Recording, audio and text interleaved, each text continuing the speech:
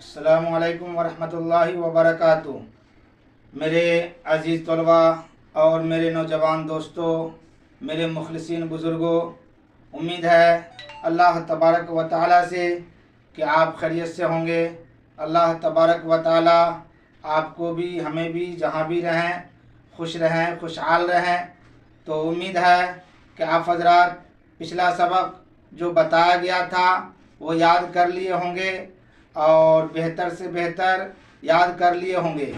तो मैं आज जो शुरू करने जा रहा हूँ ये ऑब्जेक्टिव सवाल है, उसी का जवाब मैं बताने जा रहा हूँ जो मुख्तसर अफसाना से लिया गया है। मुख्तसर अफसाना से लिया गया है और जो मुख्तसर अफसाना आपकी किताब में भाभी जान के उन्वान से है, भाभी जान के उन्वान से है, जिसके लेखक जिसके मुसन्निफ सोहेल अज़ीम आबादी हैं, जिसके लेखक सोहेल अज़ीम आबादी हैं, उसी का मैं ऑब्जेक्टिव कराने जा रहा हूँ। आप हज़रात इसको नोट करें और गौर से सुने, कापी में लिखें भी और इसको याद करें। इंशाअल्लाह जब आप याद करेंगे तो इम्तहान में इस तरह के सवालात आते हैं तो आपको इस इम्तहान में लिखना आसान हो जाएगा। तो ये मुख्तसर अफसाना जो किताब में भाभी जान के उन्वान से है, इसके मुसन्निफ लेखक लिखने वाले सोहेल अज़ीम आबादी हैं। इसके लेखक मुसन्निफ कौन है? सोहेल अज़ीम आबादी। तो सवाल आता है, सवाल नंबर 1, मुख्तसर अफसाना किसको कहते हैं?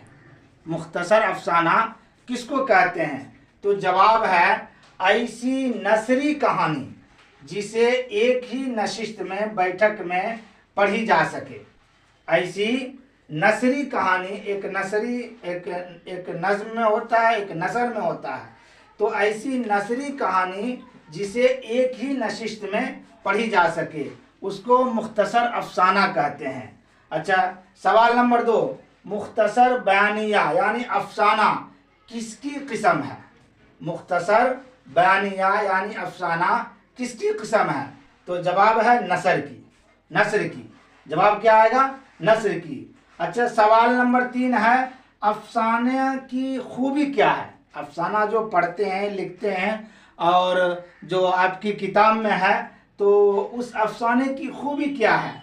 तो उसकी खूबी है इख्तिसार, सादी ज़बान, यानी सादी ज़बान में हो, इख्तिसार हो, छोटा हो। अच्छा, सवाल नंबर 4 है, अंगारा किस सिन्फ की किताब है? अंगारा किस सिन्फ की किताब है? तो जवाब आएगा अफसाना। सवाल नंबर 4, अंगारा किस सिन्फ की किताब है? तो जवाब क्या आएगा? अफसाना। सवाल नंबर 5, तरक्की पसंद तहरीक का कब आगाज़ हुआ? तरक्की पसंद तहरीक का कब आगाज़ हुआ? तो जवाब है 1936 ईस्वी में। 1936 ईस्वी में। तो आप इसको याद करें और जहन में बैठाएं, तरक्की पसंद तहरीक का कब आगाज़ हुआ? तो जवाब क्या आएगा? 1936 ईस्वी में। तो मेरे अजीज़ तलबा, आप ऑब्जेक्टिव सवाल का जवाब सुन रहे थे और इसको लिख रहे थे। तो सवाल है कि मुख्तसर अफसाना उर्दू में कहाँ से आया? मुख्तसर अफसाना उर्दू में कहाँ से आया? मुख्तसर अफसाना उर्दू में कहाँ से आया?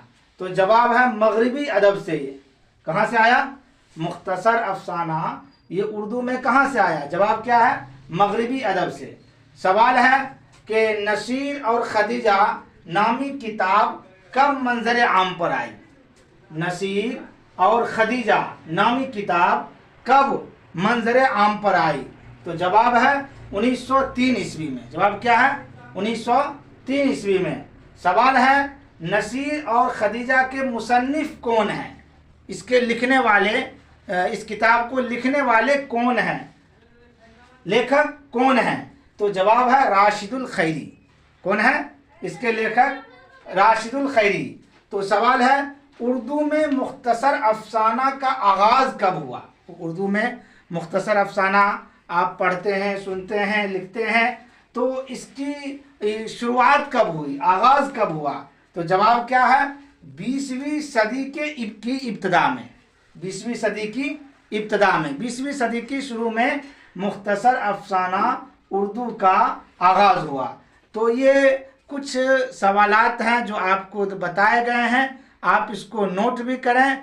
और पढ़ाने का मतलब, बताने का मतलब है कि आप इसे याद करें और बेहतर से बेहतर अंदाज में याद करें, और इस नीयत से याद करें कि इल्म में इजाफ़ा हो और इम्तहान की तैयारी कर रहे हैं। तो मेरे अज़ीज़ तलबा, जब आप इम्तहान देने के लिए जाएंगे तो उस वक़्त आपको किसी दिक्कत का सामना करना ना पड़े, इसलिए फर यानी कि सवाल का जवाब आप सही सही लिख दें, ताकि आप आला से आला नंबरात से कामयाबी हासिल करें।